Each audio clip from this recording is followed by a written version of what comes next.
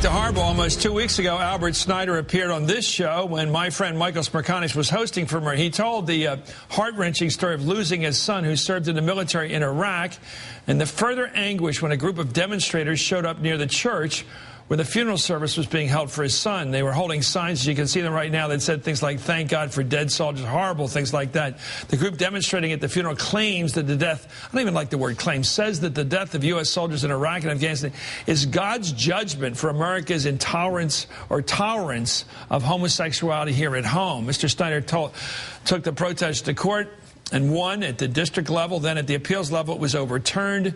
Now the Supreme Court will hear the case this fall. But on Friday, the appeals court, that's the second level of justice, ordered Snyder to pay the legal fees of this church group, $16,000, of the group that demonstrated at his son's funeral. Albert Snyder joins me right now.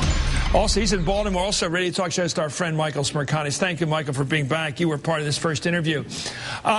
Mr. Snyder, thank you for your family's sacrifice.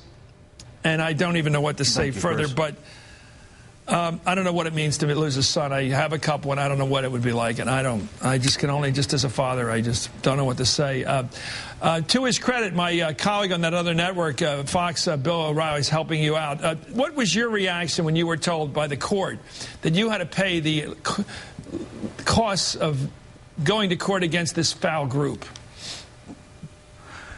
Chris, I think this decision, Chris, hit me harder than any of them.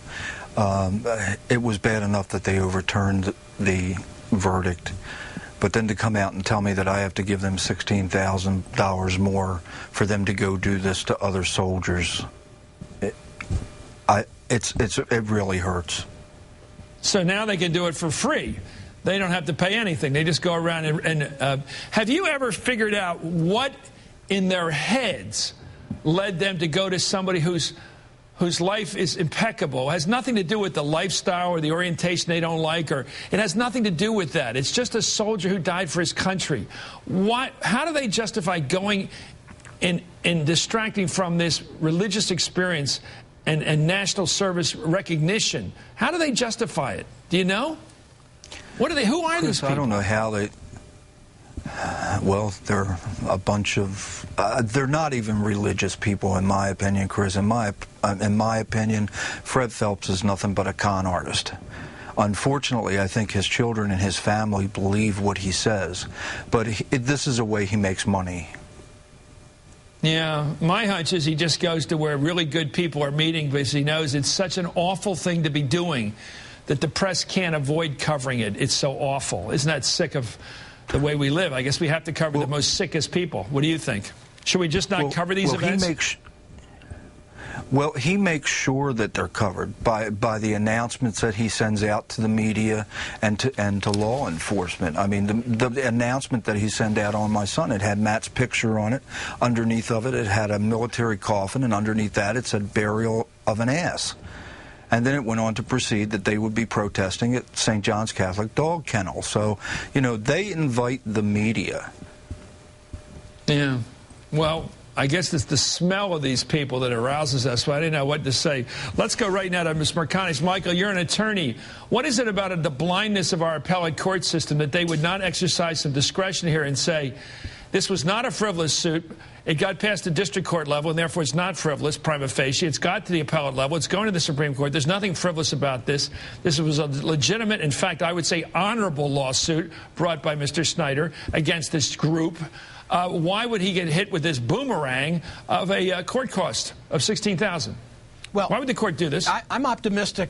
I'm optimistic that Mr. Snyder is going to prevail in front of the United States Supreme Court when they hear the case in October. There are other instances where the First Amendment has been ruled to be something that can be regulated. Look at defamation, look at obscenity, look at fighting rules. And if he's successful in the Supreme Court, then this will get wiped out.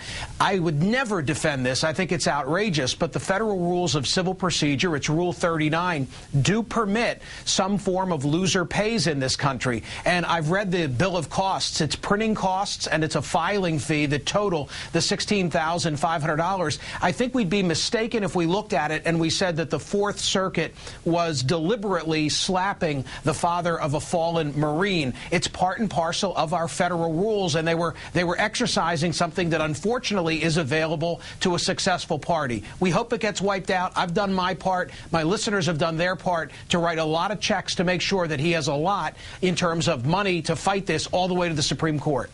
Well, maybe we could do our small part here. If you'd like to help Mr. Snyder's cause, and that's to pay the court costs of going to the Supreme Court and actually helping the effort Bill O'Reilly's already helping here, go to Matthew Snyder, that's one word, .org. Matthew Snyder, one word, Matthew, MATTHEWSSNYDER.org. We've never done this before on this show, but it's certainly a worthy cause. Mr. Snyder, let me ask you about your son. What was he like? Let's talk about a good guy now, your son, and what he did for his country. He was a very good kid. But, Chris, before I do that, can I just thank Michael? Michael has been there for me the whole time. Michael was the one that I really leaned on when this all came down. And, Michael, thank you very, very much. As far as Matt goes, Matt was a good kid. Matt was a really good kid. I think that the one thing a lot of people remember most about Matt was his ears. He had really big ears and they stuck out, but he had the type of personality, and he truly lived by the phrase, if you don't have something nice to say about somebody, then just don't say anything at all. He loved soccer. He was very good at soccer. He liked baseball. And he was a very loyal brother and a very loyal friend and a very loyal son. What were his feelings about serving the country? What was, as a father, he must have told you, what were his feelings about going off and facing the horrors and dangers of war in Iraq? We talked about, he came home the Christmas before he went over there, and we talked about it, and, you know, I was very concerned, and he said, Dad, I have a job to do, and I'll get it done. He loved being a Marine. He wanted to be a Marine probably since the time he was 10 or 11 years old. Wow, well, thank you for your service and your family's sacrifice, and thank him for his service.